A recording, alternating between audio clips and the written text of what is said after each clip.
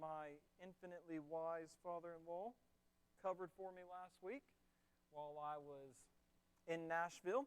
And he said he made it through Genesis 13, and I'm sure he did a fantastic job. So I'm going to do nothing more than just a quick recap of Genesis 13. We don't know how far we're going to get tonight. So we'll do a very quick recap of Genesis 13, and we'll move into Genesis 14, and we'll pick up next week, Lord willing. So, what happened in Genesis 13? Anybody remember?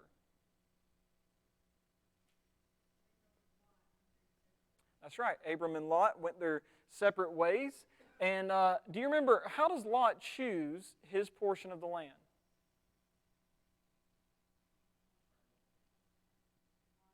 Yeah? More fertile. It had more water. It looked better to him. And I want you to notice chapter 13 and verse 10. There's an important phrase there. It says, and we read by this, but it says, and Lot lifted up his eyes. And I don't know if y'all recorded last week, so I don't know if I'm repeating something Mr. McKinney already brought out. You just stop me where I'm at. But this is a really important phrase, and it becomes extremely important all throughout Genesis, in fact. And even in this chapter, later in chapter 13, it's going to say that Abram lifted up his eyes. And so there's a contrast being made. But this becomes a very important phrase in Genesis, and it normally occurs when someone is about to see a manifestation of God's promise or God's blessing come to fruition in front of their eyes. So, for instance, in Genesis 22, when God tells Abraham at that time to go and sacrifice his son, his only son, whom he loves, and he says, go and I'll show you the place. It's pretty ominous, and it says, Abraham woke early in the morning, and then it says, and he lifted up his eyes, and he saw the place where he was going to have to sacrifice his son. And then the very next time that phrase is used, where it says, and Abraham lifted up his eyes, do you know what he saw then? Something in a thicket, a ram. God had provided a substitute for his son. So this becomes an important phrase, and it really connects to God's blessing and God's manifestation of his promises. But here, it's Lot taking the initiative upon himself to look and decide for himself what is right and what is good and what he wants. And so here's my question. In light of how the land is divided, what does this say about Abram, and what does it say about Lot?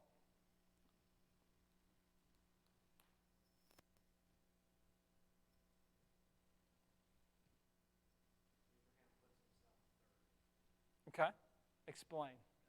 Yes. Yep. Very good.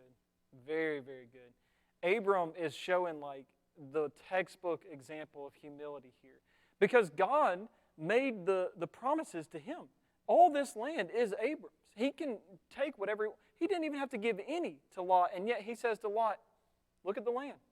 If you want the left, I'll take the right. If you want the right, I'll take the left. The choice is yours. And at that point, Lot prayed to the Lord and said, O Lord God Almighty, maker of heaven and earth, where would you have me go? Is that what Lot did? No. What did Lot do? Lifted up his own eyes, made a judgment for himself, and decided for himself which portion of the land he thought looked best. What does that say about Lot? Yeah. Puts himself first. He's looking out for number one. Number one in his book is Lot. And I think it also demonstrates the fact that Lot was one who walked by sight. He lifted up his own eyes, and he looked out at the land, and he said, okay, this land that I'm currently in with Abram, there's not enough to support us. I've got to find a way to support myself and my family. I'm going to judge, and I'm going to take all the actions necessary to ensure my own future. Right? But Abram walked by faith, not by sight. He knew that God had already made him promises. He knew that God was going to fulfill those promises, and he knew that God was going to bring them to fruition in his lifetime. And so Abram just said, okay, you take whatever portion of the land you want. I trust that God's going to provide for me. Even if you take the best part of the land, I have nothing to worry about. God's going to provide. And so then we get, and again, this is just a very quick recap. I'm not trying to go through the whole chapter again, but here's something interesting that happens. So verse 10, it said, in chapter 13, verse 10, it said, "And Lot lifted up his eyes and saw that the Jordan Valley was well watered everywhere, like the garden of the Lord, like the land of Egypt in the direction of Zoar." This was before the Lord destroyed Sodom and Gomorrah. And so, beginning in verse 11, look what it says. It says, "So Lot chose for himself all the Jordan Valley, and Lot journeyed east. Thus they separated from each other." Now, we just read verse 11, and here's my question. We don't know anything that's about to happen yet. Let's imagine we're reading Genesis for the very first time. We don't know how the story's going to unfold. We don't know what's going to come. But before anything takes place, how do we know that something bad is going to happen? There's a little indicator there that we've been tracking throughout Genesis. So let's see who gets Theologian of the Night. There's a hint in there that something bad, there's a foreshadow. It's an ominous one that something bad's going to happen.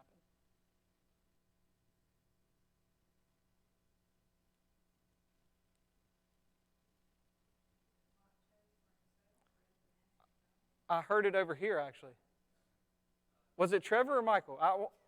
Who gets the credit? It is, yes, east. It says that Lot journeyed east. Do we remember that from Genesis? When God expelled Adam and Eve from the garden, where did they go? East. Away from God's blessing, away from God's presence, away from His provision. When God banished Cain, where did he go? East. When the people, after the flood, were going into the land of Shinar, where did they go? East. East, I told you all throughout Genesis, you can track it with me. Anytime you see someone is moving east, it means they're moving away from the promises of God, the blessing of God, the presence of God, the provision of God. And so that's our foreshadowing that something bad is going to happen. That wherever Lot is going, this is not good. And then in the final verses of chapter 13, the main question is this: how is Abram's choice of land different from Lot's?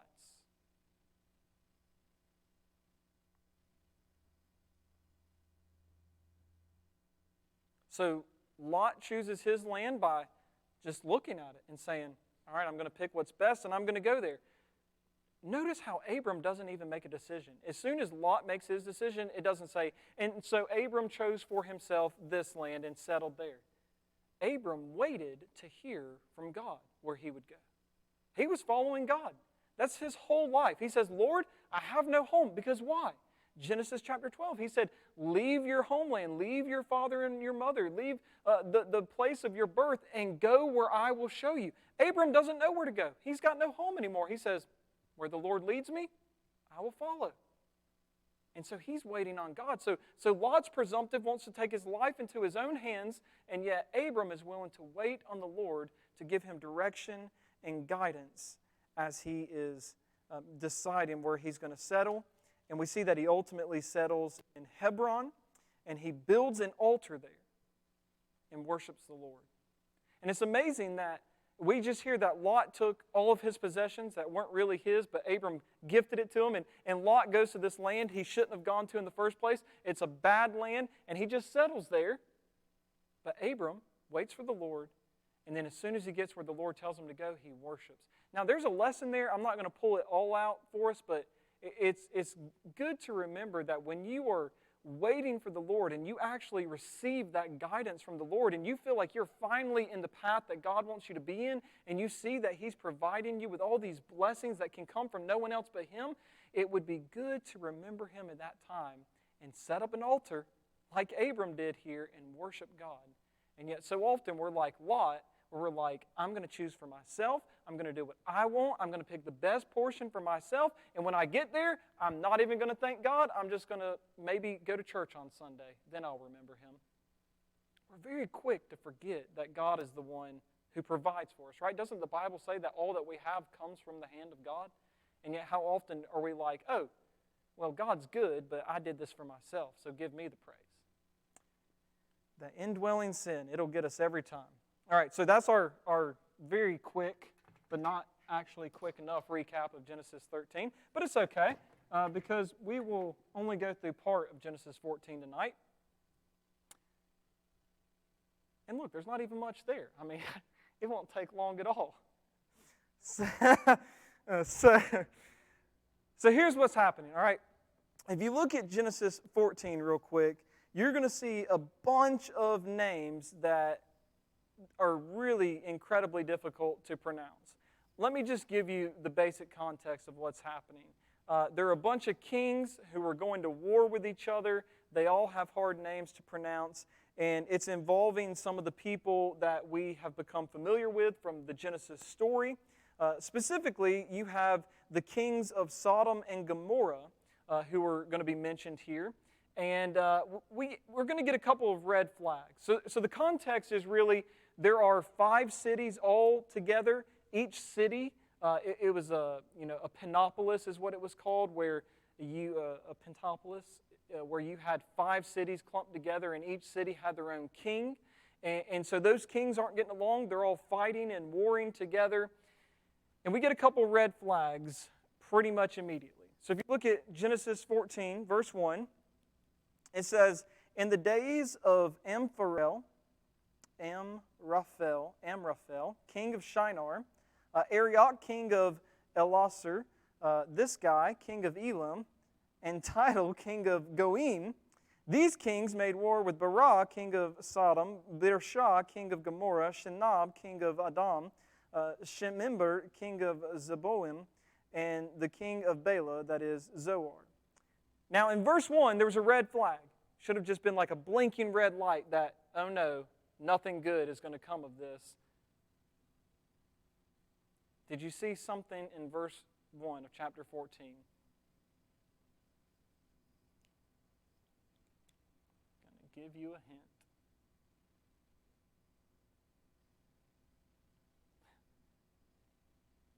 Very good, Michael. Trying to give credit to the kids. Shinar. Why is that important? Anybody remember what happened at Shinar?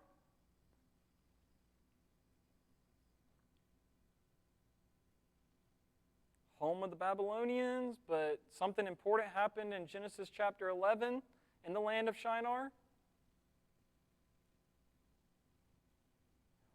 Yes, the Tower of Babel.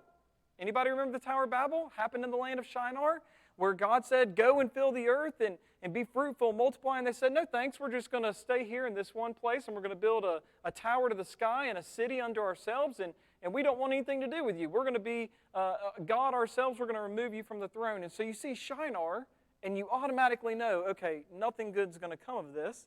But then, if you look at verse 12, there's another red flag that we didn't get to. But it says in verse 12 that the kings, when they were plundering, they took also Lot, the son of Abram's brother, who was dwelling in Sodom, and his possessions, and went their way. Now, here's why this is significant. In chapter 13, it just says that Lot was sojourning and dwelling outside of Sodom, near Sodom. This is not even, it's just one chapter later. It's not even a full chapter. It's a couple verses. And all of a sudden, Lot is living in Sodom. And not just living there, he's dwelling there. He's settled there. Just as the people in Shinar in chapter 11, rather than dispersing to fill the earth, settled in one place.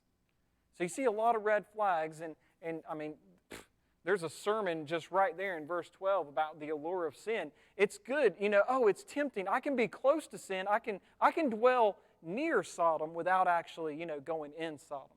Have you met people like this? Well, it's not really a sin, so I can kind of do this. It's like playing with fire. I might not get burned. Look at Lot. He's dwelling outside the city, and just a few verses later, he's in the heart of the city, dwelling there. And so then we get the cities that we're familiar with. We have Sodom and we have Gomorrah, and we know these cities as very wicked, evil cities. Correct? Yeah? Everybody knows Sodom and Gomorrah, the wicked cities. And their names are actually pretty telling, not only of the great irony here. The name Sodom actually means, if that's not irony, I don't know what is. The name Sodom means burning. And God will later destroy Sodom with fire. Fire from heaven. Now, here's what's interesting. Your Hebrew lesson of the night. This is why Hebrew matters. I'm going to get a shirt one day that says that too. Okay, this is technically a Hebrew letter, but also a Hebrew word. It is ba, just B. It's the sound of a B, okay? And it's a preposition. It can mean in, it can mean on, about, with, all that kind of stuff, right?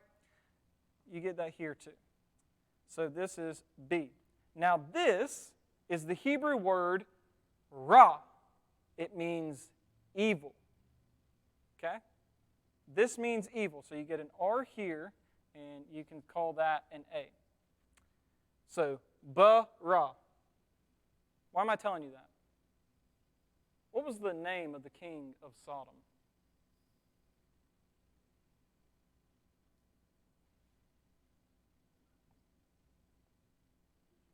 That's right. The name of the king of Sodom is in evil, or with evil, depending on how you translate the preposition. Now down here, we have the ba again, your other Hebrew lesson of the night. This is the word rasha. In Hebrew, that is the word wickedness. And now, if we were going to transliterate this, this would be a B, this would be an R, an SH, and we'll call that an A, could be an E. What was the name of the king of Gomorrah? Birsha. Just add the I. Gomorrah, by the way, means, you can call it sunken, which is most certainly what it was after God rained fire on it. Look at the irony here. You have Sodom, which means burning, and their king is literally named Berah, in evil, with evil. Gomorrah, sunken, with a king, Birsha, wickedness. We're already getting a hint of what's going to later become a full reality in Genesis chapter 19, when God is going to destroy these two cities. And so basically what happens here in the text is that these kings are fighting, and they all come together, and they're all warring together and fighting. And then something interesting happens in verse 10. So if you have your Bibles there, look at verse 10. It says, "Now the valley of Siddim was full of bitumen pits. And as the kings of Sodom and Gomorrah fled," it says, "some fell into them, and the rest fled to the hill country." Now, if I was translating this, I was just reading out the ESV, but if I was translating this for myself, I would say that it says, "Now the valley of Siddim was full of bitumen pits, and the kings of Sodom and Gomorrah fled and fell into them." A couple key differences there, but my question to you is, what do you make of this verse? Why is this included? Did the kings of Sodom and Gomorrah die when they fell into these pits? Because these were pretty deep pits, and they're running, and they're fleeing, and then it says they fell into the pits. What happened? Are they clumsy? Was this how they die? What do we make of it?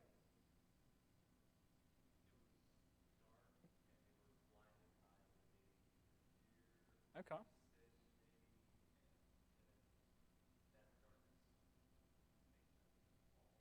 Okay. That's a good guess. That's a good guess. Anybody else have any theories? Are they clumsy kings? Did they just not see the pits and they fall in? Did they die? Is this how the kings of Sodom and Gomorrah died? How do we know they didn't die? We see the king of Sodom later. That's exactly right. So they didn't die. How do we reconcile this? Because you would think they died if they fell in. It's how it makes it seem. Well, it's interesting. That word fell into, or that phrase fell into there, it doesn't just mean to fall. In fact, in the tense that it's used here in the Hebrew, it means to lower oneself down. Yeah, that changes things. This is why translation matters as well, which is why I changed the translation. Some of your translations, it'll have the word, I think almost all of your translations have the word some. In verse 10 there, some fell into. I just marked that out in my Bible because that word's not in there at all. At all. It just literally says, and fell into, which is why I marked out some, put and the word as the kings of Sodom, as is not there either. It just says, and the kings of Sodom and Gomorrah fled and fell into them. And I would translate that, not fell into them, but lowered themselves down. So we see that they're not clumsy, they're cowards. Their armies are under attack, and their men are fleeing, and they think to themselves, oh, I know what we can do. Let's hide in the bitumen pits. They'll think that we're dead, so let's lower ourselves down while our men are fleeing. So they're not clumsy, they're just cowardice. And so the story happens that someone escapes. You know, the kings, they take all the possessions of Sodom and Gomorrah and the provisions, and they take Lot and all his stuff. And word gets back to Abram, and Abram steps up. He gathers for himself 318 men, and they go and drive these armies back so that the armies actually flee. And Abram and his men win such a battle that they're able to collect all of the possessions and bring back Lot and all of his possessions. Now here's my question. Abram was a herdsman, right? I mean, that's what he was known for. That's what he did. And his army, the word army there, it refers to his servants. They might have been trained to defend in some ways, but they're just servants. They're farmhands. So how is it that a herdsman and a bunch of farmhands were able to literally defend these cities and war away these raging armies and kings that no one else were able to defeat? How is that possible? Supernaturally. That's exactly right. And you see that too, because Abram doesn't bat an eye when he hears that Lot's been taken. He's like, oh no, what are we going to do? We have no provisions. I only have 318 trained men. These are huge armies. We're not even trained. What are we going to do? He just says, okay, I'll go get him. How did he have such confidence? He has it in God. It's because Abram knew, again, folks, you have to remember, the promises of God are key to everything in Genesis and for our lives. And Abram had been promised by God that God said to him, I will bless you, and in you all the nations will be blessed, and I'm going to give you offspring as numerous as the grains of sand. We saw that in chapter 13. You will have offspring as numerous as the grains. How many offspring does Abraham have at this point? None. So he knows, I can go and do this. I'm not going to die because God has a plan for me. Now, I don't recommend this unless you have a pretty big word from God and you hear God say to you, hey, this is when you're going to die. This is what I'm going to do before you die. If you hear that from God, then sure, go and rage against an army, okay? But you don't. So you're not Abram. But Abram did have that. And because he trusted in God, he was willing to do anything it took to defend his family and to defend the land of God from these intruders because he was standing on the promises of God. Now, here are my questions. I'll ask you a question as we come to a close, and then I want to just have a couple key points of takeaway. So what do you think we can make from Genesis 13 and 14? Because they do go together. It's Abraham and Lot, and it goes hand in hand. What are some major takeaways from these two chapters? What do you think we learn? How is it relevant for our lives today? Yes, that's right. That's right. Yeah, it's difficult to put God first and think of others before yourself, but that's what it means to have the mind of Christ, according to Philippians chapter 2. That we are to seek to glorify God in everything we do and consider others more important than ourselves. That's a good takeaway. Anybody else? What lessons do we learn from these two chapters?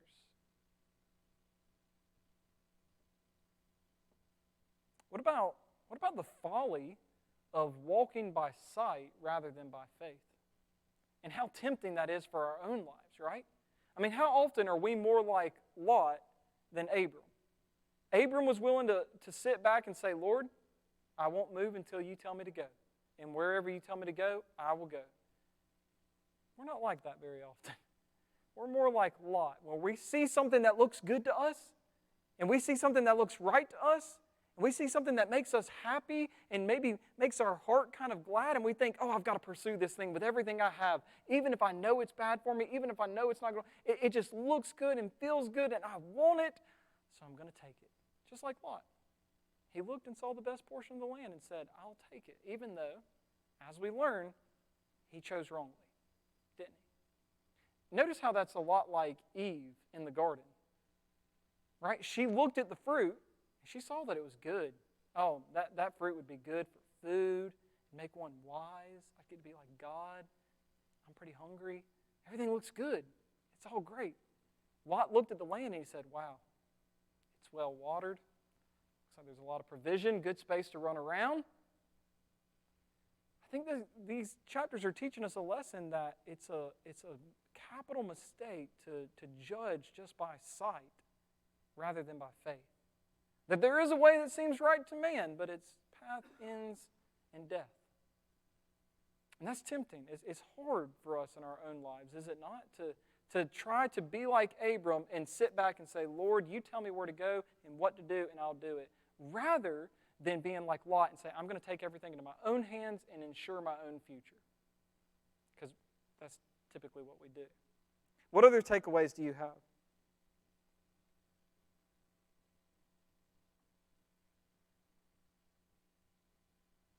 Okay, I guess I'll go. What about the importance of trusting in God's promises and also, this is key, and in God's timing? Right? That's the hard part. We know what God's promised. I mean, I think every Christian, if we're honest, we want to say, okay, I'm done with this earth. Come, Lord Jesus, come quickly. I'm ready to be done with the stress and the anxiety and the pain and the heartache and the loss and the death. I'm tired of all. Come on, Jesus, come back. I know what you've got promised. Or, even in our own lives, when we know that God promises good to those who love Him and are called according to His purposes, and yet our lives oftentimes don't seem good. Right? I mean, can we just be honest? It's not all sunshine and rainbows. Life is hard. It's stressful.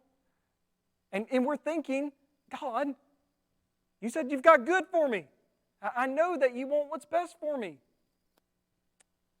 And yet we have to wait, just like Abram did. He was waiting in God's timing. Lot did not. Lot seized upon an opportunity and decided to rush after it. So we must learn to trust in the promises of God, hold firm to them, and also wait on God's timing. Okay, I've got one more takeaway, but I want to give you one last opportunity. What lessons do you see in these two chapters? I know someone's got something.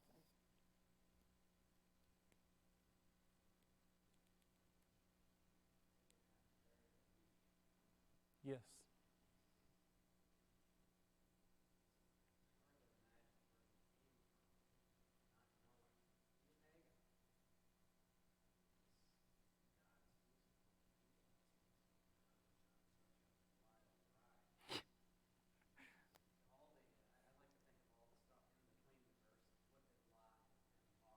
Yes.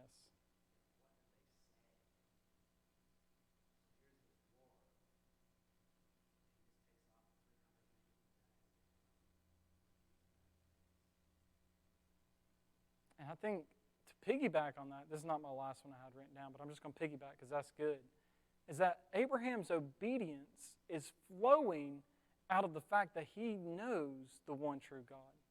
He's met Him personally. He's received good from the Lord, and so he wants to live a life that's pleasing to Him. Notice that Abraham's not going, God, if I go rescue Lot, are you going to do something for me? God, if I go and pursue this good thing, are you going to reward me in some way? Are you going to add to the, will you save me from a wrath to come? he's already right in the eyes of the Lord. He's trusting in God. His obedience flows from his relationship with God. He's not trying to be obedient to earn a relationship with God. All right, the last little takeaway that I have is that I think what we see here, especially in chapter 14, really, let's take it chapter 13 and 14, is we have a picture of the gospel. And we're going to get these all throughout Genesis. And I'm not talking about some sort of allegorical interpretation where it's like, oh, this person represents this and this. But if you look at the situation as a whole, I think it really shows a picture of the gospel. I mean, take, for instance, you have someone like Lot who chooses what he thinks will be best for him. Does this sound familiar to anybody in the room?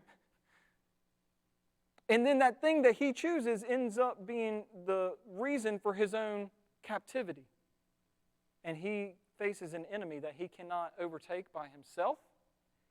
And not just that, but it's an enemy that is going to require some deliverance on his part, and everything that he has gone to this enemy, and he's a slave to the enemy. And it takes someone coming in to rescue him, an unlikely person at that, coming in to rescue him from that enemy and deliver him back to freedom. Does that not sound like the gospel to you?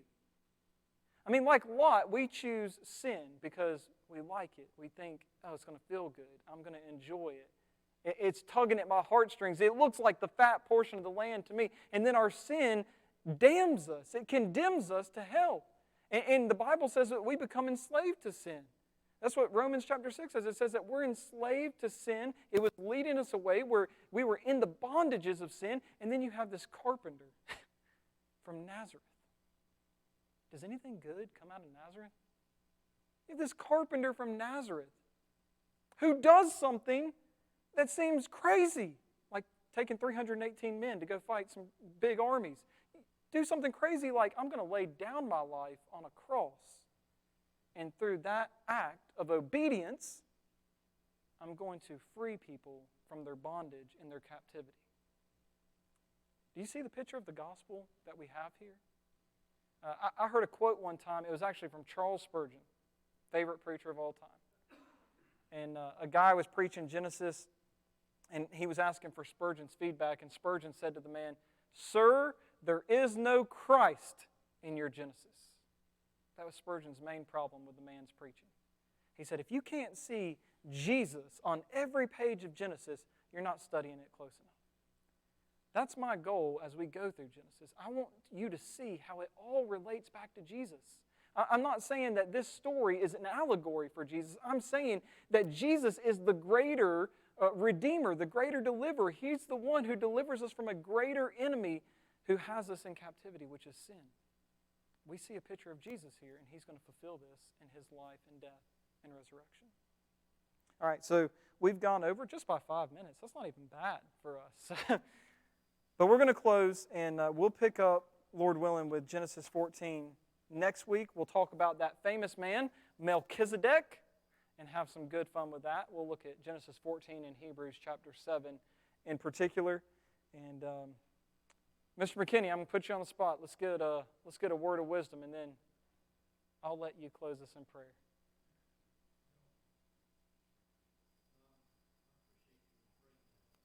Okay.